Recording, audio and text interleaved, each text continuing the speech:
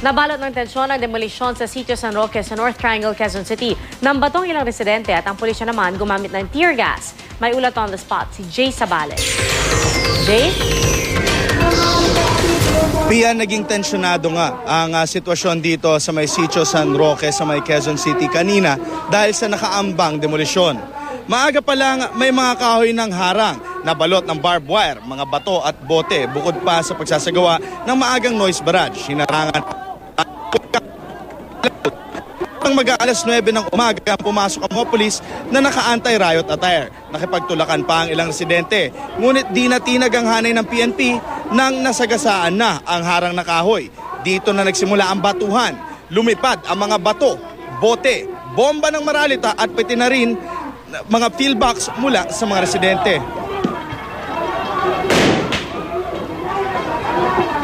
Gumanti naman ng tear gas sa mga pulis para ma-disperse ang mga kalalakihang nanlalaban.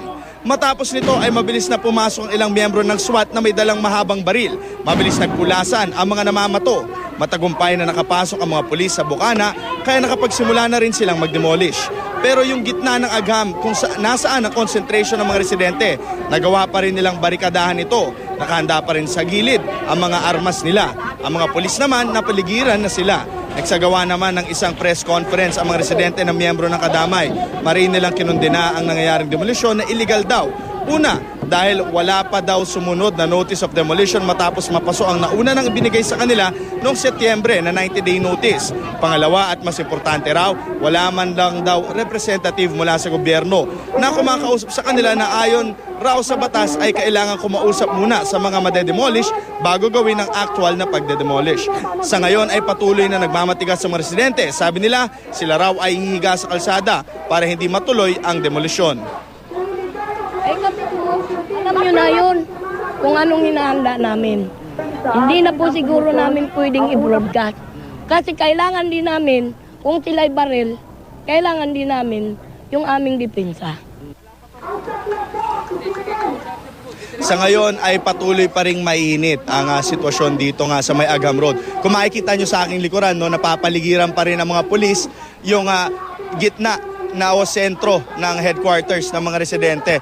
At yung nasa likuran ko mismo, kanina itong mga pulis na ito nasa kabilang kalsada. Pero kanina, mga 15 minutes ago, medyo nag-forward itong mga ito at ngayon nakatayo na nga dito sa may mismong damuhan. At ito nga nagdulot ng kaunting tensyon kanina pero tumigil naman na. At ayon pa rin nga dito sa mga residente, no, hindi pa rin sila papayag na ma-demolish na lamang sila ng ganon na lang nang hindi man lang sila kinakausap ng kahit sinong representative mula sa lokal na pamahalaan. At yan muna ang latest mula dito sa Agham Road. Balik sa inyo sa studio. Jay, di ba dati nagrereklamo yung mga LGU na minsan yung mga residente, pag sila ay nagsasagawa ng mga ganyang klaseng kilos protesta, ay may mga kasama silang hindi naman talaga residente. Ganito rin ba yung sitwasyon ngayon dyan sa kinatatayuan ninyo? Ayon sa mga nakausap natin sa mga otoridad, no, sinasabi nga nila, meron nga din daw mga nakahalo na hindi naman talaga ang residente na nanggagaling umano sa mga sinasabi nating organisasyon na laban sa gobyerno. Pero sa ngayon, wala tayong paraan para makumpirma ito ng maigi. Pero sa mga nangyayari nga ngayon, mukhang gano'n na nga, Pia. At itong naririnig namin sa background mo, Jay, parang may mga nagsasalita. Ibig sabihin, tuloy-tuloy lang. Meron silang mga demonstrasyon. May mga nagsasalita doon sa kanilang demonstrasyon.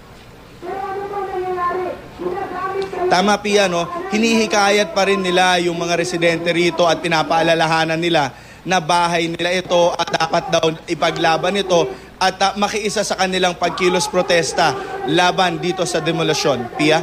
Alright, kamusta naman, Jay? Panghuli na lang, no? Yung daloy ng trapiko dyan sa mga lugar na nakapaligid sa Agham Road.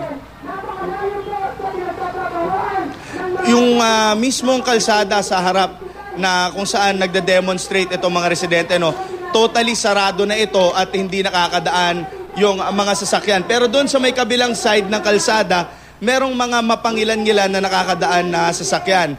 Pero dahil nga sa tensyon na nangyayari dito, siguro mas maigi pa para sa ating mga kapusong motorista na wag na lamang dumaan dito, Pia. Alright, maraming salamat, Jay Sabale.